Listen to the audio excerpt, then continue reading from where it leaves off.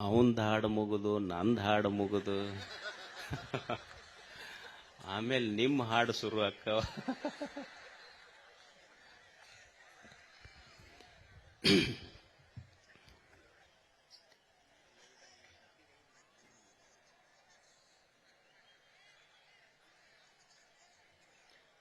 ಶ್ರೀ ಗವಿಸಿದ್ದೇಶ್ವರ ಯಾತ್ರಾ ಮಹೋತ್ಸವದಲ್ಲಿ ಪಾಲ್ಗೊಂಡ ಎಲ್ಲ ಪರಮ ಪೂಜ್ಯರಲ್ಲಿ, ಈ ಯಾತ್ರಾ ಮಹೋತ್ಸವದಲ್ಲಿ ಪಾಲ್ಗೊಂಡ ತಾವೆಲ್ಲ ಗವಿಸಿದ್ದನ ಸ್ವರೂಪರೆಂದೇ ತಮಗೆಲ್ಲರಿಗೂ ಶರಣು ಶರಣಾರ್ಥಿಗಳು. ಮನುಷ್ಯನಲ್ಲಿ ಒಂದು ಸಹಜ ಕುತೂಹಲ. ಆ ಕುತೂಹಲ ಏನಂದ್ರ, ಮನುಷ್ಯನಿಗೆ ಈ ಜೀವನ ಅಂದ್ರೆ ಏನು? ನಾವೆಲ್ಲರೂ ಜೀವಿಸ್ತೇವೆ, ಆದರೆ ಜೀವನದ ಬಗ್ಗೆ ತಿಳಿದುಕೊಳ್ಳುವ ಹಂಬಲ ಮನುಷ್ಯನಿಗೆ. ನಮಗೆ ಬದುಕ್ತೇವೆ, ಆದ್ರೆ ಬದುಕಂದ್ರೆ ಏನು ಗೊತ್ತಿಲ್ಲ. ಜೀವಿಸ್ತೇವೆ, ಜೀವನ ಅಂದ್ರೆ ಏನು ಗೊತ್ತಿಲ್ಲ. ಒಬ್ಬ ಪಾಶ್ಚಿಮಾತ್ಯ ಚಿಂತಕ ವಿಲಿಯಂ ಜೇಮ್ಸ್ ಅವನ ಹೆಸರು. ಅವ ಹೇಳ್ತಾನೆ, ಜೀವನ ಅಂದ್ರ ಏನಲ್ಲ, life is A stream of consciousness. ಜೀವನ ಅಂದ್ರ ಇದೊಂದು ಅನುಭವಗಳ ಪ್ರವಾಹ. ಜೀವನ ಅಂದ್ರ ಇದು ಅನುಭವಗಳ ಪ್ರವಾಹ. ಏನು ಅನುಭವ ಆಗ್ತದೆ ಜೀವನದಲ್ಲಿ? ಜೀವನ ಇರುವುದು ಇಷ್ಟೇ, ಒಮ್ಮೆ ಸುಖದ ಅನುಭವ, ಒಮ್ಮೆ ದುಃಖದ ಅನುಭವ. ಈ ಎರಡು ಅನುಭವಗಳ ಮಧ್ಯೆ ಜೀವನ ಸಾಗ್ತೈತಿ. ಅನುಕೂಲ ವೇದನೀಯಂ ಸುಖಂ, ಪ್ರತಿಕೂಲ ವೇದನೀಯಂ ದುಃಖಂ. ಯಾವಾಗ ಸುಖದ ಅನುಭವ ಆಗ್ತೈತಿ ಅಂದ್ರ, ಪರಿಸ್ಥಿತಿ ಮನಸ್ಥಿತಿ ನನ್ನ ಇಚ್ಛೆಯಂತೆ ನಡೀತು ಅಂದ್ರ ಅದು ಸುಖದ ಅನುಭವ ಆಗ್ತೈತಿ. ಮನಸ್ಥಿತಿ ಮತ್ತು ಪರಿಸ್ಥಿತಿ ನನ್ನ ವಿರುದ್ಧವಾಗಿತ್ತು ಅಂದ್ರೆ ದುಃಖದ ಅನುಭವ ಆಗ್ತೈತೆ ಅಷ್ಟೆ. ಜೀವನ ಇದೊಂದು ಜೋಕಾಲಿ. ಒಮ್ಮೆ ಸುಖದ ಅನುಭವದ ಕಡೆ, ಇನ್ನೊಮ್ಮೆ ದುಃಖದ ಅನುಭವದ ಕಡೆ ತೂಗುತ್ತಿರ್ತೈತಿ. ನಿಮ್ಮೂರಾಗ ಜೋಕಾಲಿ ಆಡಿರಿಲ್ಲ ನೀವು? ಜೋಕಾಲಿ ಹಿಂಗ ಮ್ಯಾಲ್ ತೊಗೊಂಡು ಹೋದ್ರೆ ಅಲ್ಲೇ ನಿಂತೈತೇನು? ಮತ್ತೆ ಅಲ್ಲೇ ಜೋಕಾಲಿ ನಿಂತಂದ್ರೆ ನೀವು ಕೆಳಗೆ ಬರ್ಬೇಕಾಗ್ತೈತಿ. ಜೋಕಾಲಿ ಎಂದು ಒಂದು ಕಡೆ ನಿಂತಿಲ್ಲ, ಅದು ತೂಗುತ್ತೈತೆ. ಅದು ಜೀವನ ಜೋಕಾಲಿ. ಹಾಗೆ ಜೀವನ ಅನ್ನೋದು ಒಂದು ಜೋಕಾಲಿ ಇದ್ದಂಗಿದೆ. ಒಮ್ಮೆ ಸುಖದ ಅನುಭವದ ಕಡೆ ಮೇಲೆ ಇರ್ತೈತಿ, ಒಮ್ಮೆ ದುಃಖದ ಅನುಭವದ ಕಡೆ ಏರ್ತಿರ್ತೈತಿ. ಈ ಸುಖ ದುಃಖ ಅನ್ನುವ ಎರಡು ಅನುಭವಗಳ ಮಧ್ಯೆ ಪ್ರವಹಿಸ್ತೈತಲ್ಲ, ಅದಕ್ಕೆ ಜೀವನ ಅಂತ ಕರೀತಾರೆ. ಇದು ಜೀವನ. ಇದು ಜೀವನ ಅನ್ನೋದು ಇದು ಜೋಕಾಲಿ. ಇದು ಸುಖ ದುಃಖದ ಅನುಭವಗಳ ಮಧ್ಯೆ ಸಾಕ್ತೈತಿ. ಇದು ಎಲ್ಲರಿಗೂ ಎಲ್ಲ ಅನುಭವಗಳಾಗ್ತಾವ. ಒಂದು ವಸ್ತು ನಮಗೆ ಯಾವಾಗಲೂ ಸುಖ ಕೊಡ್ತೈತಿ ಅಂತಿಲ್ಲ. ಒಂದು ವಸ್ತು ಒಮ್ಮೆ ನಮಗೆ ಸುಖ ಕೊಡ್ತೈತಿ, ಅದೇ ವಸ್ತು ಒಮ್ಮೆ ದುಃಖ ಕೊಡ್ತೈತಿ. ಈಗ ನೀವು ಮನಿ ಪ್ರವೇಶ ಮಾಡ್ತೀರಿ. ಮನಿ ಪ್ರವೇಶ ಹೆಂಗ್ ಮಾಡ್ತೀರಿ ಹೇಳ್ರಿ? ಆಕಳ ಪೂಜಾ ಮಾಡಿ ಒಳಗೆ ಕರ್ಕೊಂತೀರಿ. ಪೂಜಾ ಮಾಡಿದ ತಕ್ಷಣ ಅಡಿಗೆ ಮನ್ಯಾಗ ಹೋಗಿ ಹಾಲು ಉಕ್ಕಿಸ್ತೀರಿ. ಅಂದ್ರೆ ಹಾಲು ಎದಕ್ಕೆ ಉಕ್ಕಿಸ್ತೀರಿ ಅಂದ್ರೆ, ಹಾಲು ಉಕ್ಕಿದ್ರೆ ಮನಿ ಉಕ್ಕತೈತಿ. ಎಷ್ಟು ಸುಖ, ಹಾಲು ಉಕ್ಕಬೇಕು ಅವಾಗ ಅಂತ ಅನುಭವ ಆಗ್ತೈತಿ. ಅವರು ಹೆಣ್ಮಕ್ಳಿಗೆ ಇದು ಗೊತ್ತಾತ. ಅವಾಗ ಮನ್ಯಾಗ ಆಕಿ ದಿವಸ ಮನಿ ಪ್ರವೇಶ ಮುಗೀತು, ಆಮೇಲೆ ದಿವಸ 2-2 ಲೀಟರ್ ತರೋದು, ಗ್ಯಾಸಿನ ಮೇಲೆ ಇಡೋದು, ಉಕ್ಸಕ್ ಶುರು ಮಾಡಿದ್ಲಕ್ಕೆ. ಮೊದಲ ಮನಿ ಪ್ರವೇಶದ ದಿವಸ ಸುಖದ ಅನುಭವ ಇತ್ತು, ಮತ್ ದಿವಸ 2-2 ಲೀಟರ್ ಉಕ್ಕಿಸಿದ್ರೆ ಸುಖದ ಅನುಭವ ದುಃಖದ ಅನುಭವ ಆಗ್ತೈತಿ. ಒಂದೇ ವಸ್ತು ಒಮ್ಮೆ ಸುಖ ಕೊಟ್ಟೈತಿ, ಇವತ್ತು ದುಃಖ ಕೊಡಕತ್ತೈತಿ. ಈಗ ಸಾಲಿಗೆ ಹೋಗ್ತಾರ ಮಕ್ಕಳು. ಸಾಲಿಗೆ ಹೋಗುವಾಗ ಗಂಟೆ ಒಂದೇ ಐತಿ. ಗಂಟೆ 10 ಗಂಟೆಗೆ ಬಡದ್ರ ಒಂಥರ ಅನುಭವ ಆಗ್ತೈತಿ. ಅದ ಸಾಯಂಕಾಲ 5 ಗಂಟೆಗೆ ಬಡದ್ರ ಒಂಥರ ಅನುಭವ ಆಗ್ತೈತಿ. ಅದು ಯಾರೋ ಒಬ್ರು ಕುರಿಮರಿಗೆ ಎಳ್ಕೊಂಡು ಹೊಂಟಿದ್ರಂತ. ಆ ಹುಡುಗಂದಂತ ಅವ್ರ ಅಪ್ಪ, ಇದಕ್ಕೆ ಸಾಲಿ ಕರ್ಕೊಂಡು ಹೊಂಟ್ರ ಇದಕ್ಕೆ ಅದು ಹುಡುಗಂದು ಅವರಿಬ್ರು ಸ್ನೇಹಿತರಿದ್ರು. ಹೇಳ್ತಿದ್ ನನಗ್ ಕರಿಬೇಕಂದ್ರ ಬಸ್ ಬಂದು ಕರ್ಕೊಂಡು ಹೋಗ್ತೈತಿ. ಅವ ನನಗ್ ಕರೆಕ್ಟ್ ಹೆಡ್ ಮಾಸ್ತರ ಬರ್ತಾನಂತಂದ. ಅಂದ್ರೆ ಒಮ್ಮೆ ಅದೇ ಗಂಟಿ ಶುರುವಾಗುವಾಗ ಬಡದ್ರ ಗನ ಕಷ್ಟ ಅನ್ಸೈತಿ. ಒದ್ದಾಡ್ಕೊಂತ ಹೋಗಿವಿ. ಅದ ಗಂಟಿ ಸಾಯಂಕಾಲ 5ಕ್ಕೆ ಬಡದಾಗ ಓಡ್ಕೊಂತ ಬಂದೀವಿ. ಗಂಟಿ ಬಾರಿಸಿದ್ದೊಂದೇ, ಒಮ್ಮೆ ಸುಖದ ಅನುಭವ, ಒಮ್ಮೆ ದುಃಖದ ಅನುಭವ ಅಷ್ಟೆ. ಒಂದೇ ವಸ್ತು ಜೀವನದಲ್ಲಿ ಒಮ್ಮೆ ಸುಖ ಕೊಡ್ತೈತಿ, ಒಮ್ಮೆ ದುಃಖ ಕೊಡ್ತೈತಿ. ಒಂದೇ ಮಾತು ಒಮ್ಮೆ ಸುಖ ಕೊಡ್ತೈತಿ, ಒಮ್ಮೆ ದುಃಖ ಕೊಡ್ತೈತಿ. ಈಗ ನೀವೆಲ್ಲ ಕುಂತೀರಿ, ನಾ ಅಕಸ್ಮಾತ್ ಒಂದು ಶಬ್ದ ಅಂದೆ, ಏನಪ್ಪ ನೀವಿಲ್ಲೆಲ್ಲ ಈ ಜಾತ್ರೆ ತುಂಬಾ ಕಣ್ಣಾಡಿಸಿದ್ರ ಸುಮಾರು 5 ಲಕ್ಷ ಜನ ಸೇರಿರಬಹುದು ಅಂತ ನಾ ಅನ್ಬಹುದು. ಅಕಸ್ಮಾತ್ ಇದನ್ನ ಒಂದ್ ಸ್ವಲ್ಪ ಹಿಂದಾಕಿ ಇಲ್ಲಿ ಕುಂತಂತ 5 ಲಕ್ಷ ಜನ ಏನು ಸುಮಾರು ಅದಿರಂದ್ರ ಅವಾಗ ಹೆಂಗ ಅನುಭವ ಆಕೈತಿ ನಿಮ್ಗ? ಅಲ್ಲ, ಇಷ್ಟು ಥಂಡ್ಯಾಗ ಕುಂತೀವಿ, ಚಲೋ ಅದನ್ನೊಂದು ಮಾತು ಬರಲಿಲ್ಲ ಅಜ್ಜಾರಿಗೆ ಅಂತೀರಿಲ್ಲ. ಅಂದ್ರೆ ಒಂದೇ ಶಬ್ದ ಹಿಂದ್ ಬಂದ್ರ ಮುಂದೆ ಬಂದಿದ್ರ ಘನ ಖುಷಿ ಆಗಿತ್ತು, ಅದ ಹಿಂದೆ ಬಂದ್ರೆ ದುಃಖ ಕೊಡ್ತದ. ಅಂದ್ರ ಒಂದು ಅನುಭವ ಜೀವನದಲ್ಲಿ ಒಂದೇ ವಸ್ತು ಒಂದೇ ಅನುಭವ ಒಮ್ಮೆ ಸುಖ ಕೊಡ್ತದೆ, ಒಮ್ಮೆ ದುಃಖ ಕೊಡ್ತದೆ. ಈಗ ತಾಯಂದ್ರೆ ಇರ್ತಾರೆ, ಮದುವೆ ಆಗ್ತದ ನೋಡ್ರಿ. ಮದುವೆ ಆಗಾಗ ಅವ್ರು ಅಳ್ಕೊಂತ ಹೋಗ್ತಿರ್ತಾರೆ. ಸಾಮಾನ್ಯ ಹೌದಲ್ಲ ಇದು. ಹುಡುಗ ನಗತಿರ್ತೈತಿ, ಅವನಿಗೆ ಕೇಳ್ರಿ, ಅಲ್ಲೋ ಹುಡುಗಿ ಅಳ್ತೈತಿ, ನೀ ಯಾಕೆ ನಗತಿ? ನಮ್ಮದು ಮುಂದೆ ಖಾಯ ಮಾಡದೈತಿ, ಈಗ ಮುಂದೈತಿ ನಮ್ದು. ಅದು ಹುಡುಗಿ ಕೇಳಿದ್ರೆ, ಯಾಕೆ ಅಳ್ಕೊಂತ ಹೊಂಟಿಯಲ್ಲ ಯಜಮಾನನ ಮನೆಗೆ ಹೊಂಟಾಗ? ಅಲ್ಲ, ಮತ್ತೆ ಅಲ್ಲಿ ಹೋಗಿ ಬಟ್ಟಿ ತೊಳೆಕ ಮುಸುರಿ ತಿಕ್ಕಚ್ಚರಿ ಏನ್ ಡ್ಯಾನ್ಸ್ ಮಾಡ್ಕೊಂತ ಹೋಗ್ಲೆ? ನಾನು ಅನುಭವ ಹೋಗುವಾಗ ಒಂದು ಅನುಭವ, ಅವ್ರಿಗೊಂದು ಅನುಭವ, ಹುಡುಗಗೊಂದು ಅನುಭವ. ಆ ಹುಡುಗಿ ಕೇಳಿದ್ರದು ಮದುವೆ ಆಗಿತ್ತಲ್ಲ, ಮದುವೆ ನನಗೆ ಅವ್ರ ಸ್ನೇಹಿತೆ ಕೇಳಲ್ಲಂತಕ್ಕೆ, ನಿನ್ನ ಮದುವೆ ಆಗಿದ್ದು ಹೇಳೇ ಇಲ್ಲಲ್ಲ ನೀನು ಅಂತ. ಅವಾಗ ಹುಡುಗಂದ್ಲು, ಇಲ್ಲ ಅವಸರದಾಗ ಆತು. ಮತ್ತೆ ಏನ್ ಮಾಡ್ತಾನೆ ನಿಮ್ಮ ಯಜಮಾನಿ? ಏನ್ ಮಾಡ್ತಾನೆ? ಪಶ್ಚಾತ್ತಾಪ ಪಡ್ತಾನೆ ಈಗಂದ್ಲಕ್ಕೆ.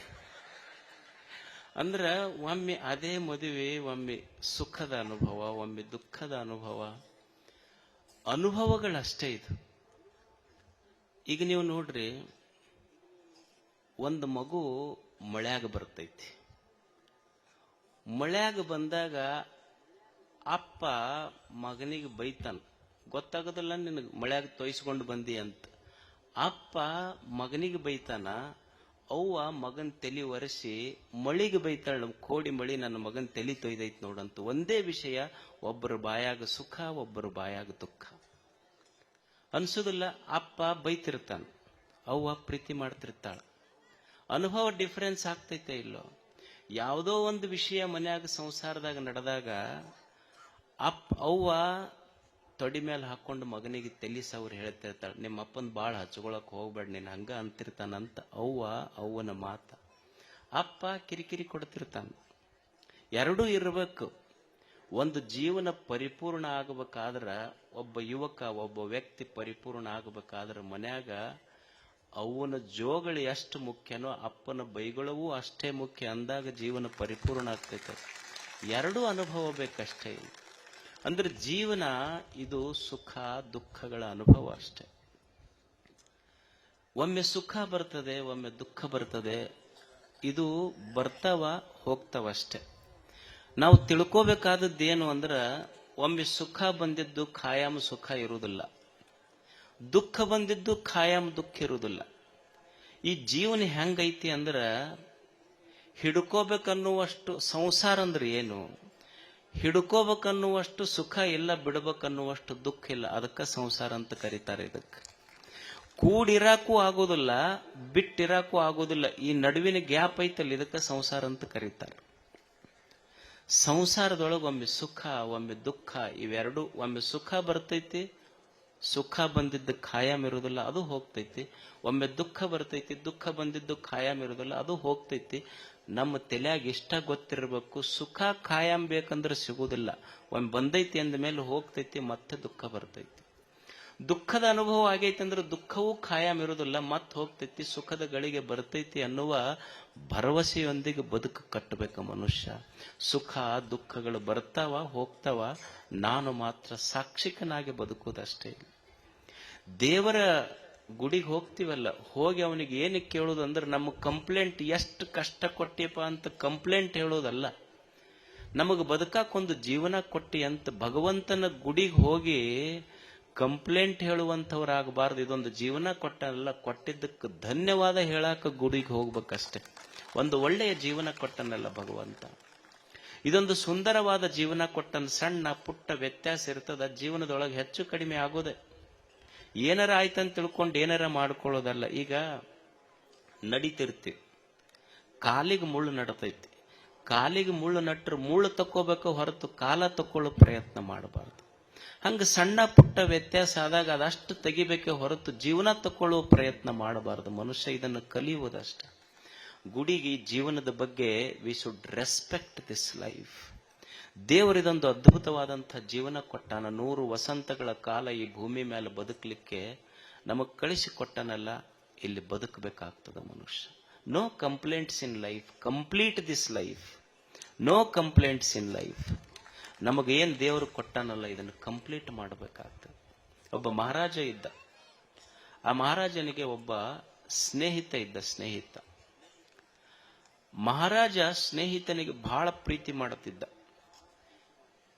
ಮಹಾರಾಜ ಅವ ಸೇವಕನ ಮೇಲೆ ಅವನಿಗೆ ಮಹಾರಾಜನಿಗೆ ಅಷ್ಟು ಪ್ರೀತಿ.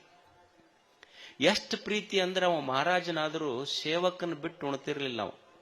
ಅವ ಯಾವಾಗ ಊಟ ಮಾಡಿದ್ರು ಅವನು ಮುಂದ ಕುಂತು ಉಣ್ಬೇಕು. ಸೇವಕ ಮೊದಲು ಸೇವಕನಿಗೆ ತಿನ್ನಿಸಿ ತಾನು ಮಹಾರಾಜ ತಿನ್ನುತ್ತಿದ್ದ. ಏನಾರ ಸ್ವೀಟ್ ಮಾಡ್ಲಿ, ಚಲೋ ಅಡಿಗೆ ಮಾಡ್ಲಿ, ಮತ್ತೆ ಎಲ್ಲರ ಹೊರಗೆ ಪ್ರವಾಸಕ್ಕೆ ಕರ್ಕೊಂಡು ಹೊಂಟ್ರು ಅವನಿಗೆ ಕರ್ಕೊಂಡು ಹೋಗ್ತಿದ್ದ.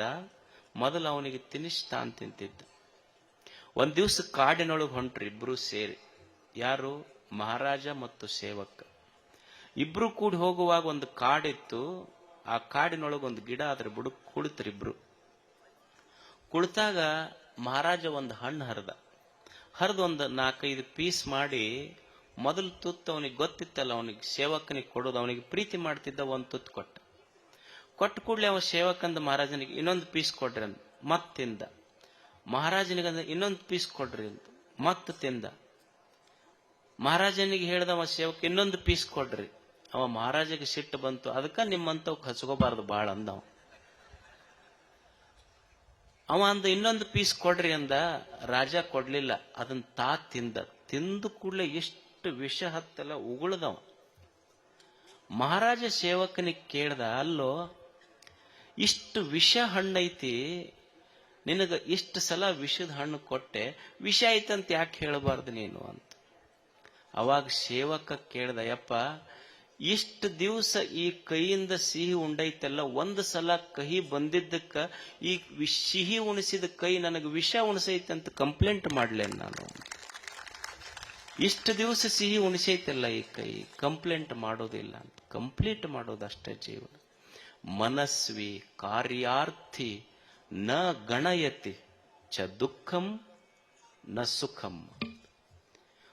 ಒಬ್ಬ ಸಾಹಸಿ ಮನುಷ್ಯ ಹೆಂಗ ಬದುಕ್ತಾನ ಅಂದ್ರ ಅವ ಸಂಕಲ್ಪ ಪುರುಷನಾಗಿ ಬದುಕ್ತಾನ. ಅವನಿಗೆ ಒಮ್ಮೆ ನೆಲದ ಮೇಲೆ ಮಕ್ಕೊಳ್ಳುವ ಪ್ರಸಂಗ ಬರಬಹುದು, ಒಮ್ಮೆ ಡೆನ್ವಲಪ್ ಬೆಡ್ ಮೇಲೆ ಮಕ್ಕಳು ಪ್ರಸಂಗ ಬರಬಹುದು. ಅವ ನೆಲ ಹಾಸಿಗೆ ಮುಖ್ಯ ಅಲ್ಲ, ನಿದ್ರೆ ಮುಖ್ಯ ಅವನಿಗೆ ಅಷ್ಟೇ. ನಿದ್ರೆ ಬಹಳ ಮುಖ್ಯ ಬದುಕಿಗೆ. ಒಮ್ಮೆ ಚಲೋ ಊಟ ಸಿಗಬಹುದು, ಒಮ್ಮೆ ಭಿಕ್ಷಾನ್ನ ಸಿಗಬಹುದು. ಊಟ ಚಲೋದೋ ಭಿಕ್ಷಾ ಮುಖ್ಯ ಅಲ್ಲ, ಹಸಿವು ಮುಖ್ಯ ಜೀವನದಲ್ಲಿ ಅವನಿಗೆ ಅಷ್ಟೆ. ಒಮ್ಮೆ ಚಲೋ ಉಡುಗೆ ಉಡಬಹುದು, ಒಮ್ಮೆ ಹರಕ್ ಬಟ್ಟೆ ಬರಬಹುದು. ಜೀವನದೊಳಗ ಉಡುವ ಬಟ್ಟೆಗಿಂತ ನಡೆವ ಬಟ್ಟೆ ಬಹಳ ಮುಖ್ಯ ಅನ್ನೋದು ಮನುಷ್ಯ ಅರ್ಥ ಮಾಡ್ಕೋಬೇಕಷ್ಟೆ. ಮನಸ್ವಿ ಕಾರ್ಯಾರ್ಥಿ ನ ಗಣಯತಿ ಚ ದುಃಖಂ ನ ಸುಖಂ. ಒಬ್ಬ ಸಂಕಲ್ಪ ಸಿದ್ಧಿ ಪುರುಷ ಹೆಂಗ ಬದುಕ್ತಾನಂದ್ರೆ ಒಮ್ಮೆ ಸುಖ ಬರ್ತೈತಿ, ಒಮ್ಮೆ ದುಃಖ ಬರ್ತೈತಿ. ಭಗವಂತನೇ ಸುಖವೂ ಖಾಯಮಲ್ಲ ಈ ಜೀವನದಲ್ಲಿ, ದುಃಖವೂ ಖಾಯಮಲ್ಲ. ಇದು ಬರ್ತೈತಿ ಹೋಗ್ತೈತಿ ಅಷ್ಟೆ. ಈ ಬರುವ ಒಮ್ಮೆ ಇದು ಜೀವನದ ಮೇಲೆ ಒಮ್ಮೆ ಸನ್ಮಾನಗಳು ಬರ್ತಾವ, ಒಮ್ಮೆ ಅಪಮಾನಗಳು ಬರ್ತಾವ. ಒಮ್ಮೆ ಕಷ್ಟಗಳು ಬರ್ತಾವ, ಒಮ್ಮೆ ಸಂತೋಷದ ಕ್ಷಣ ಬರ್ತೈತಿ. ಬರುದಿಲ್ಲೇನ ಕಷ್ಟದ ಕ್ಷಣ ಬಂದಿಲ್ಲೇನ ಜೀವನದೊಳಗೆ? ಎಷ್ಟು ಮಂದಿಗೆ ಬಂದಿಲ್ಲ ಹೇಳಿ? ಎಲ್ಲರ ಜೀವನದಲ್ಲಿ ಕಷ್ಟಗಳು ಬರ್ತಾವ. ನಾವು ದೇವರ ಗುಡಿಗೆ ಹೋಗಿ ಬೇಡ್ತೀವಿ ಭಗವಂತನಿಗೆ, ಭಗವಂತನೇ ನನ್ನ ಕಷ್ಟಗಳನ್ನು ಪಾರ್ ಮಾಡಪ್ಪ ಅಂತ. ಗುಡ್ಯಾಗ ಇವ ಹೋಗಿ ದೇವರ ಗರ್ಭಗುಡಿ ಮುಂದೆ ನಿಂತು ದೇವರಿಗೆ ಬೇಡಿಕೊಂಡ, ಭಗವಂತನೇ ನನ್ನ ಕಷ್ಟಗಳನ್ನು ಪಾರ ಮಾಡಪ್ಪ, ಕಷ್ಟಗಳಿಂದ ಪಾರ ಮಾಡು ಅಂತ ಇವ ಬೇಡಿಕೊಂಡ. ಗುಡ್ಯಾಗ ಗರ್ಭಗುಡ್ಯಾಗ ಕುಂತ ಮೂರ್ತಿ ಅವನಿಗೆ ಹೇಳ್ತಿತ್ತು, ನಾನಾ ಉಳಿ ಏಟ್ ತಿಂದಿದ್ದಿಲ್ಲ ಅಂದ್ರ ಇವತ್ತು ನೀ ಬಂದು ನನ್ನ ಗುಡಿ ಮುಂದೆ ಕೈ ಮುಗಿತಿರ್ಲಿಲ್ಲ, ಕಷ್ಟಪಟ್ಟಿದ್ದಕ್ಕ ನಾ ದೇವರಾಗಿನಿ ಅಂತ ಗುಡ್ಯಾಗಿನ ಕಲ್ಲು ದೇವರು ಹೇಳ್ತಿತ್ತು. ಮನುಷ್ಯ ದೇವರಾಗಬೇಕಾದ್ರೆ ಕಷ್ಟ ಪಡಬೇಕಾಗ್ತದೆ. ನಾವು ಕಷ್ಟ ಬಂದವಂತ ತಿಳ್ಕೊಂಡು ದೇವ್ರ ಹತ್ರ ಹೋದ್ರೆ ಅವ ಏನಂತಾನ, ನಿನಗ ಹೊಸ ಶೈನಿಂಗ್ ಬರ್ಬೇಕು, ನಿನ್ನ ಜೀವನ ಹೆಂಗ್ ಬಂಗಾರ ಬೆಂಕಿಯಾಗಿಟ್ಟಾಗಿದು ಖರೆ ಬಂಗಾರ ಅಂತ ಗೊತ್ತಾಗ್ತೈತಿ. ನಿನ್ನ ಕಷ್ಟ ಎದಕ್ ಕೊಟ್ಟಿನಿ ಅಂದ್ರೆ ನಿನ್ನ ಕೆಪಾಸಿಟಿ ಗೊತ್ತಾಗಲಿ ಅಂತ ಕಷ್ಟ ಕೊಟ್ಟಿನಿ ಅಂತ ದೇವ್ರು ಹೇಳ್ತಾನದು ಅಷ್ಟೆ. ಒಂದು ಕಷ್ಟ ಬಂದೈತಿ ಅಂದ್ರೆ ನಮಗದೊಂದು ಟೆಸ್ಟಿಂಗ್ ಕೆಪಾಸಿಟಿ ಅಷ್ಟ. ನಾವೇನ್ರ ಸ್ವಲ್ಪ ಹೆಚ್ಚು ಕಡಿಮೆ ಆದ ಕೂಡಲೇ ದೇವ್ರ ಹತ್ರ ಹೋಗ್ತೀವಿ ನಾವು. ಒಬ್ಬ ಈ ಕಂಪನಿ ಇರ್ತಾವಲ್ಲ ಊರಾಗ, ಅವ ಬರೇ ಚುಟ್ಟ ಸೇದೋದು, ರೊಕ್ಕ ಕೊಟ್ಟಲ್ಲ, ಮಂದಿ ಸೇದಿ ಒಗದಿದ್ದು, ಅವು ಯಾವೂ ಸಿಗ್ಲಿಲ್ಲ. ಒಂದ್ ದಿವ್ಸ ಅಲ್ಲೇ ಅವ ಏನ್ ಮಾಡ್ತಾನ, ಏನು ಕೆಲಸ ಇರ್ಲಿಲ್ಲ, ಬೊಗಸಿರ್ಲಿಲ್ಲ, ಬಸ್ ಸ್ಟ್ಯಾಂಡ್ ಕುಂದಿರ್ತಿದ್ದ. ಗುಡಿ ಇತ್ತು, ಎಲ್ಲರೂ ಹೋಗ್ತಿದ್ರ ಅಲ್ಲಿಗೆ. ಇವ ಏನಂದ, ಏನು ಹೋಗ್ತಾವ ಇವ್ ಗುಡಿಗೆ, ಎಷ್ಟು ಜನ ಹೋಗ್ತಾವ, ಏನು ಕೊಟ್ಟ ನೀವು ಅಂತ ಕುಂದಿರ್ತಿದ್ದ. ಒಂದ್ ದಿವ್ಸ ಯಾರೂ ರೊಕ್ಕ ಕೊಡ್ಲಿಲ್ಲ, ಕೈಯಾಗ ಪಾಕೆಟ್ನಾಗ ರೊಕ್ಕ ಇರ್ಲಿಲ್ಲ. ದೇವ್ರಿಗಂದ, ನೋಡಪ್ಪ ಇಷ್ಟು ಮಂದಿ ನಡ್ಕೊಂತಾರ, ಬಹಳ ಮಂದಿ ನಿನ್ನ ಗುಡಿಗೆ ಬರ್ತಾರ, ನೀ ಖರೆ ಸತ್ತುಳ್ಳವಾದ್ರೆ ಒಂದು 100 ರೂಪಾಯಿ ಸಿಗ್ಬೇಕು ನೋಡು ನನಗೆ ಇವತ್ತು. ಬಂದು ಹೋಗಿ ನಮಸ್ಕಾರ ಮಾಡದ. ನಮಸ್ಕಾರ ಮಾಡಿ ದೇವ್ರಿಗೆ ಹೇಳದ, ಈಗ ನೋಡು ನೀ ಖರೆ ಸತ್ತುಳ್ಳವಾದ್ರೆ 100 ರೂಪಾಯಿ ಸಿಗ್ಬೇಕು ನಮಗೆ ಇವತ್ತು. ಮತ್ ನಾವೇನು ಉದ್ರಿ ಭಕ್ತರಲ್ಲ, ನೀನ್ 100 ರೂಪಾಯಿ ಕೊಟ್ಟಂದ್ರೆ ಮತ್ ನಿನಗೆ 50 ರೂಪಾಯಿ ಮುಟ್ಟಿಸಿ ಹೋಗ್ತೀವಿ ನೀನು ಹೊಂಡಿ ಪೆಟ್ಟಿಗೆಗೆ ಅಂದ. ಅಂದ್ ಹಿಂಗ ಬರಕತ್ತಿದ್ದ, ನೋಡ್ತಾನ ಒಂದು ನೋಟ ಬಿದ್ದಿತ್ತು ಎದುರಿಗೆ. ತಗೊಂಡ ನೋಡ್ತಾನ 50 ರೂಪಾಯಿ ನೋಟ. ಅದಕ್ಕ ಬರ್ತಾರಪ್ಪ ನಿನ್ನ ಗುಡಿಗೆ ಜನ, 50 ರೂಪಾಯಿ ಕೊಟ್ಟಿ ಖರೆ ನಾ ಕೇಳಿದ್ 100 ರೂಪಾಯಿ ನಿಂದ 50 ರೂಪಾಯಿ ಮುರ್ಕೊಂಡ ಕೊಟ್ಟಿನಿ ಅಂದವ ದೇವ್ರಿಗೆ. ಇವ್ರು ಮಂದಿಗೆ ಟೊಪ್ಪಿಗೆ ಹಾಕವ್ರಲ್ಲ, ದೇವ್ರಿಗೆ ಟೊಪ್ಪಿಗೆ ಹಾಕವ್ರಿ ಇವ್ರೆಲ್ಲ. ಅದಕ್ಕ ಅವ ಮಾರುತಿ ನೀವು ಹೋದಾಗ ಈ ಕಡೆ ಹೊಳ್ಳಿ ಕುಂತ ನಿಮ್ಮನ್ನೆಂದೂ ನೋಡಕ್ ಹೋಗುದಿಲ್ಲ. ನಾವು ಕಷ್ಟ ಬಂದಾಗ ದೇವ್ರ ಗುಡಿಗೆ ಹೋಗಿದ್ದು ಬೇಡಕ್ಕಷ್ಟೆ. ಆದ್ರೆ ನಾವು ಎದಕ್ ಹೋಗಬೇಕು ಅಂದ್ರೆ ಬರೇ ಭಿಕ್ಷುಕನಾಗಿ ದೇವನ ಗುಡಿಗೆ ಹೋಗೋದಲ್ಲ, ದೇವನ ಗುಡಿಗೆ ಹೋಗೋದು ಭಗವಂತನೇ, ನಾನು ಭಿಕ್ಷುಕನಾಗಿ ನಿನ್ನ ಹತ್ರ ಬಂದಿಲ್ಲ, ಜೀವನ ಕೊಟ್ಟಿಯಲ್ಲ, ಕೊಟ್ಟ ಜೀವನಕ್ಕಾಗಿ ಒಂದು ಧನ್ಯವಾದ ಹೇಳಲಿಕ್ಕೆ ಬಂದಿನಿ ಅಂತ ಭಗವಂತನ ಹತ್ರ ಬರ್ತವೆ. ಜೀವನ ಅಂದ್ರೆ ಸ್ವಲ್ಪ ಕಷ್ಟ ಸುಖ ಇರ್ತವೆ. ಒಮ್ಮೆ ಮಾನ ಅಪಮಾನಗಳು ಬರ್ತಾವ, ಸನ್ಮಾನಗಳಾಗ್ತಾವ, ಅಪಮಾನಗಳು ಬರ್ತಾವ, ತಡ್ಕೋಬೇಕಾಗ್ತದ ಮನುಷ್ಯ. ಏನ್ರಿ ನಮಗ್ ಬಹಳ ನಿಂದೆಯ ಮಾತುಗಳಾಡ್ತಾರ ಜನ ಅಂತ ಅನ್ಬಹುದು, ಬರ್ತಾವೆ. ಯಾವ ಕುದುರೆ ಓಡ್ತೈತಲ್ಲ, ಓಡುವ ಕುದುರೆಗೆ ಚಾಟಿ ಏಟು ಬೀಳ್ತಾವ. ಯಾವ ಚಲೋ ಮಾವಿನ ಹಣ್ಣು ಕೊಡ್ತೈತಲ್ಲ, ಚಲೋ ಹಣ್ಣು ಕೊಡುವ ಮಾವಿನ ಗಿಡಕ್ಕ ಕಲ್ಲೇಟು ಬೀಳ್ತಾವ. ಮತ್ ನಿಂದೆ ಮಾಡಾಕತ್ತಾರಂದ್ರೆ ಚಲೋ ಇದ್ದವರಿಗೆ ನಿಂದೆಯ ಮಾತುಗಳು ಬರ್ತಾವ ಅಂತ ತಿಳ್ಕೊಬೇಕಷ್ಟ ಮನುಷ್ಯ. ಯಾರಿಗೆ ಬಿಟ್ಟದ ಹೇಳ್ರಿ? ಈಗ ಜನ ಯಾರಿಗೆ ಬಿಡ್ತದೆ? ಈಗ ಒಬ್ಬ ರೈತ ಇರ್ತಾನ, ಅವ ಬೆಳಿಗ್ಗೆದ್ದು ಏನು ಪ್ರಾರ್ಥನೆ ಮಾಡ್ತಾನ ಅಂದ್ರೆ, ಇವತ್ತು ಮಳಿ ಬರಬಾರ್ದು ನೋಡ, ಮಳಿ ಬರ್ಬೇಕಪ್ಪ ಭಗವಂತ, 2 ಕಾಯಿ ಒಡಿಸ್ತೀನಿ ಅಂತ ರೈತ ಬೇಡ್ಕೊಂತಾನ. ನಾಟಕ ಕಂಪನಿಯವ ಇರ್ತಾನೆ, ಇವತ್ತೊಟ್ಟ ಮಳಿ ಆಗ್ಬಾರ್ದಪ್ಪ, ನಾ 2 ಕಾಯಿ ಒಡಿಸ್ತೀನಿ ಅಂತ ನಾಟಕ ಕಂಪನಿ ಅಂತ. ದೇವ್ರು ಯಾವ ಕಂಪನಿ ಮಾತು ಕೇಳ್ಬೇಕಾತ? ಅಲ್ಲ, ಒಬ್ಬರಿಗರೆ ಹೆಚ್ಚು ಕಡಿಮೆ ಆಗೋದಿಲ್ಲ, ಬರ್ಬೇಕು ಇಲ್ಲ ಬರ್ಲಾರ್ದಂಗೆ ಇರ್ಬೇಕಲ್ಲ. 2 ಕಾಯಿ ಅಂತೂ ತಪ್ಪದ ಪಕ್ಕ ಅವನಿಗೆ ಅಷ್ಟು. ಅಂದ್ರ ದೇವ್ರಿಗೆ ಎಲ್ಲರಿಗೂ ಒಪ್ಪಿಸಿ ಬದುಕಕ್ಕ ದೇವರಿಗೆ ಆಗಿಲ್ಲ. ಈಗ ನೀವು ಅನ್ಬಹುದು ಅಜ್ಜವ್ರು ಒಳ್ಳೆಯವ್ರು ಅದಾರ ಅಂತ ಕೆಲವು ಮಂದಿ ಅನ್ಬಹುದು, ಅಜ್ಜವ್ರು ಒಳ್ಳೆಯವ್ರು ಅಲ್ಲ ಅಂತ ಕೆಲವು ಮಂದಿ ಅನ್ಬಹುದು.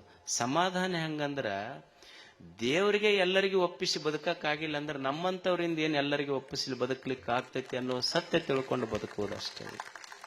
ಮನುಷ್ಯ ಈ ಸತ್ಯವನ್ನ ಅರ್ಥ ಮಾಡಿಕೊಂಡು ಬದುಕುವುದಷ್ಟೇ. ಮನಸ್ವಿ ಕಾರ್ಯಾರ್ಥಿ ನ ಗಣಯತಿ ಚ ದುಃಖಂ ನ ಚ ಸುಖಂ. ಒಮ್ಮೆ ಜೀವನ ಸುಖ ದುಃಖ ಸೋಲು ಗೆಲುವು ಮಾನ ಅಪಮಾನ ಈ ಜೀವನದಲ್ಲಿ ಬರುವುದೇ ಇದನ್ನು ಸ್ವೀಕರಿಸುವುದನ್ನು ಕಲಿಬೇಕಷ್ಟೆ. ಒಬ್ಬ ಎರಿಕ್ ವಯನ್ ಮೆಹರ್ ಅಂತಿದ್ದ, ಎರಿಕ್ ವಯನ್ ಮೆಹರ್. ಅವ ಸಣ್ಣ ಹುಡುಗಿದ್ದಾಗ ರೆಟಿನೋಸಿಸ್ ಅಂತ ಬಂತು, ಕಣ್ಣು ಹೋದ ಹುಡುಗ ಬಹಳ ದುಃಖಿತನಾದ. ಅವರಪ್ಪ ಹುಡುಗಳದು ನೋಡಿ ಮಗ ಅಪ್ಪ ಅಂತಾನ, ನೋಡು ನಿಸರ್ಗ ನಿನ್ನ ಕಣ್ಣು ಕಸ್ಕೊಂಡಿರಬಹುದು, ಆದ್ರೆ ನಡೆಯುವ ಕಾಲು ಕಸ್ಕೊಂಡಿಲ್ಲ. ಮಗನಿಗೆ ಬೆಟ್ಟ ಹತ್ತುವುದು ಕಲಿಸಿದ. ಎರಿಕ್ ವಯನ್ ಮೆಹರ್ ಅವನ ಹೆಸರು. ಕಣ್ಣು ಹೋಗಿತ್ತು ಹುಡುಗ, ಕಣ್ಣಿಲ್ಲಾರ್ದ ಹುಡುಗ ಬೆಟ್ಟ ಹತ್ತುವುದನ್ನು ಕಲಿತು, ಬಿತ್ತು, ಏಳ್ತು, ರಕ್ತ ಮೈ ಕಾಲ್ ಮುರಿತು. ನಿಮಗೆ ಆಶ್ಚರ್ಯ ಅನಿಸ್ಬಹುದು. ಕಣ್ಣಿಲ್ಲಾರ್ದ ಹುಡುಗ ಸಂಕಲ್ಪ ಮಾಡಿತು, ನಾನು ಮೌಂಟ್ ಎವರೆಸ್ಟ್ ಹತ್ತಬೇಕಂತ. ಇಡೀ ವಿಶ್ವದಲ್ಲಿಯ ಕಣ್ಣಿಲ್ಲದ ವ್ಯಕ್ತಿ ಮೌಂಟ್ ಎವರೆಸ್ಟ್ ಹತ್ತಿದ್ದು ಎರಿಕ್ ವಯನ್ ಮೆಹರ್. ಅವ ನೋ ಬ್ಯಾರಿಯರ್ಸ್ ಅಂತ ಒಂದು ಸಂಸ್ಥೆ ಕಟ್ಟಿದ. ಅಂದ್ರೆ ಜೀವನದಲ್ಲಿ ಪ್ರಯತ್ನ ಇದ್ರ ವಿಘ್ನಗಳೇ ಇಲ್ಲ ಅಂತ. ಅವನ ಹೆಸರ ಮೇಲೆ ಒಂದು ಸಿನಿಮಾ ಆಯಿತು, ಲೈಫ್ ಈಸ್ ಕ್ಲೈಂಬಿಂಗ್ ಅಂತ. ನಾನಲ್ಲ, life is climbing. What a beautiful quotation. ಜೀವನ ಹತ್ತ ಇದೆ, ಹೆಂಗ್ ಬದುಕುದು. ನಮಗ್ ಚಲೋ ಎಲ್ಲ ಕಾಲ್ ಕೊಟ್ಟನ, ಇಲ್ಲಿ ಗುಡ್ಡ ಹತ್ತಬೇಕಾದ್ರೆ ಅವ್ವ ನಮ್ಮ ಮಂಡಿ ನೋವು ಆಗ್ಯಾವ ಅಂತ. ಕಣ್ಣಿಲ್ಲಾರ್ದ ವ್ಯಕ್ತಿ ಮೌಂಟ್ ಎವರೆಸ್ಟ್ ಹತ್ತದ. ಬರೇ ಒಂದಲ್ಲ, ಜಗತ್ತಿನ 7 ಎತ್ತರದ ಪರ್ವತಗಳನ್ನು ಹತ್ತಿದ. ಕಣ್ಣಿಲ್ಲದ ವ್ಯಕ್ತಿ, ಏಕೈಕ ವ್ಯಕ್ತಿ ಜಗತ್ತಿನ ಪರ್ವತಗಳನ್ನು ಹತ್ತಿದವ ಎರಿಕ್ ವಯನ್ ಮೆಹರ್. ಪಶ್ಚಿಮ ಬಂಗಾಳದಲ್ಲಿ ಒಬ್ಬ ಹೆಣ್ಮಗಳಿದ್ಳು, ಸುಭಾಷಿಣಿ ಮೇಸ್ತ್ರಿ ಅಂತ. 12 ವರ್ಷಕ್ಕೆ ಮದುವೆ ಆಗಿತ್ತು. 24 ವರ್ಷ ಅನ್ನೋದ್ರಾಗ 6 ಮಕ್ಕಳು. 24 ವರ್ಷಕ್ಕೆ ಗಂಡ ತೀರ್ಕೊಂಡ. ಕಾಯಿಪಲ್ಯ ಮಾರ್ತಿದ್ಲು. ಗಂಡಗ ಕಲ್ಕತ್ತಕ್ಕ ಆಸ್ಪತ್ರೆ ಕರ್ಕೊಂಡು ಹೋಗೋದ್ರಾಗ ದಾರ್ಯಾಗಿ ತೀರ್ಕೊಂಡ. ಸಾಲಿ ಓದ್ಲಾರ್ದ ಹೆಣ್ಮಗಳು, ಹಳ್ಳಿ ಹೆಣ್ಮಗಳು. ನನ್ನ ಹಳ್ಳಿಯೊಳಗೆ ನನ್ನ ಯಜಮಾನಗ ಚಲೋ ದವಾಖಾನಿಗೆ ಸಿಗಲಿಲ್ಲಲ್ಲ, ಈ ಊರಾಗ ಯಾವ ತಾಯಿಗೂ ಈ ಪರಿಸ್ಥಿತಿ ಬರಬಾರ್ದು. ಇದು ಸಂಕಲ್ಪ ಮಾಡದ್ಲಕ್ಕೆ, ಈ ಊರಾಗ ಒಂದು ಆಸ್ಪತ್ರೆ ಕಟ್ಟಬೇಕಂತ. ಯಾರು? ಕಾಯಿಪಲ್ಯ ಮಾರೋ ಹೆಣ್ಮಗಳು. ನಿಮಗ ಆಶ್ಚರ್ಯ ಅನಿಸ್ಬೋದು. ಗಂಡನ ಕಳ್ಕೊಂಡಾಳ, ಮಕ್ಕಳು 6 ಮಕ್ಕಳು, ಮನಿ ಇಲ್ಲ, ಹೊಲ ಇಲ್ಲ. ತಾನು ಬೀದಿಯ ಮ್ಯಾಲ ಕಾಯಿಪಲ್ಯ ಮಾರ್ಕೊಂತ ತಾನು ಹುಟ್ಟಿದ ತನ್ನ ಗಂಡನ ಊರಾಗ ಒಂದು ಜಾಗ ಖರೀದಿ ಮಾಡಿ, ಮಗನ್ MBBS ಮಾಡಿಸಿ, ಡಾಕ್ಟರ್ ಮಾಡಿ, ಊರಾಗ ಒಂದು ಆಸ್ಪತ್ರೆ ಕಟ್ಟಿ, ಆ ಆಸ್ಪತ್ರೆಗೆ ತನ್ನ ಮಗನ್ನ ಡಾಕ್ಟರ್ ಮಾಡಿದ್ಲು. ಆಕೆಗೆ ಪದ್ಮಶ್ರೀ ಪ್ರಶಸ್ತಿ ಕೊಟ್ಟದ್ದು ಸರ್ಕಾರ. ಸಂಕಲ್ಪದಿಂದ ಬಡವ ಆಗಬಾರ್ದು ಮನುಷ್ಯ. ಎಂತಿಂತವ್ರು ಹೆಂಗ ಜೀವನ ಕಟ್ಟ್ಯಾರ. ಮನಸ್ವಿ ಕಾರ್ಯಾರ್ಥಿ ನ ಗಣಯತಿ ಚ ದುಃಖಂ ನ ಚ ಸುಖಂ. ಒಮ್ಮೆ ಸುಖ ದುಃಖ, ಒಮ್ಮೆ ಕಷ್ಟ ಸುಖ, ಮಾನ ಅಪಮಾನ ಇವೆಲ್ಲ ಬರ್ತಿರ್ತಾವ.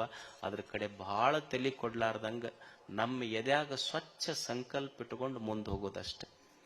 ಏನು ಕಲಿಯುವುದು ಅಂದ್ರ, ಇಲ್ಲಿ ಏನು ಕಲಿಯುವುದು ಅಂದ್ರ, ಇದ್ದಂಗಿರ್ಬೇಕು, ಇಲ್ಲದಂಗೂ ಇರ್ಬೇಕು. ಹೆಂಗ?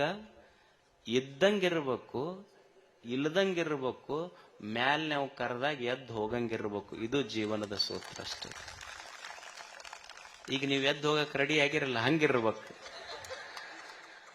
ಇದು ಜೀವನದ ಸೂತ್ರ. ಇಂಥ ಒಂದು ಸುಂದರ ಸೂತ್ರ ಕಟ್ಟುವುದಕ್ಕಾಗಿನೇ ಇದೊಂದು ಗವಿಸಿದ್ದೇಶನ ಜಾತ್ರಾ ಮಹೋತ್ಸವ. ನಾ ಪದೇ ಪದೇ ಏನು ಹೇಳೋದಿಲ್ಲ, ಇದೊಂದು ಜಾತ್ರೆ ಆಗಬೇಕಾದ್ರೆ ಕಾಣದ ಸಾವಿರಾರು ಕೈಗಳು ಕೆಲಸ ಮಾಡ್ಯಾವ. ಅವರು ಇವರು ಅಂತ ನಾ ಹೇಳಾರೆ. ಯಾವ ಕಾಣದ ಕೈಗಳು ಈ ಯಾತ್ರಾ ಮಹೋತ್ಸವನ್ನ ಯಶಸ್ವಿಗೊಳಿಸಲಿಕ್ಕೆ ಸೇವಾ ಮಾಡ್ಯಾವಲ್ಲ, ಆ ಸೇವೆ ಮಾಡಿದ ಎಲ್ಲ ಕೈಗಳಿಗೂ ಗವಿಸಿದ್ದನ ಆಶೀರ್ವಾದ ಸದಾ ಇರಲಿ. ಇದು ಸದಾ ಜಾತ್ರೆ ಬೆಳೀತಾ ಇರಲಿ. ತಾವೆಲ್ಲ ಸಮಾಧಾನದಿಂದ ಸಾವಕಾಶವಾಗಿ, ಈಗ ಮದ್ದು ಸುಡು ಕಾರ್ಯಕ್ರಮ ಇರ್ತದೆ, ಅದನ್ನ ನೋಡ್ರಿ. ಮತ್ತಲ್ಲಿ ಗದ್ದಲ ಮಾಡಬೇಡ್ರಿ, ಲೈನ್ ಪ್ರಕಾರ ಬರ್ರಿ, ನಾನು ಇರ್ತೀನಿ ನಿಮ್ಮ ಜೊತೆಗೆ. ನಿಮ್ಮದು ಮುಗಿಸಿ ಆರಾಮ್ ನಾನು ಪೂಜಾಕ್ಕೆ ಹೋಗ್ತೇನೆ. ಸಮಾಧಾನದಿಂದ ಬರ್ರಿ, ಸಮಾಧಾನದಿಂದ ಊರಿಗೆ ಹೋಗ್ರಿ. ನಿಮ್ಮ ಸಮಾಧಾನವೇ ನಮ್ಮ ಸಂತೋಷ. ತಮಗೆಲ್ಲ ಶರಣಾರ್ಥಿಗಳು.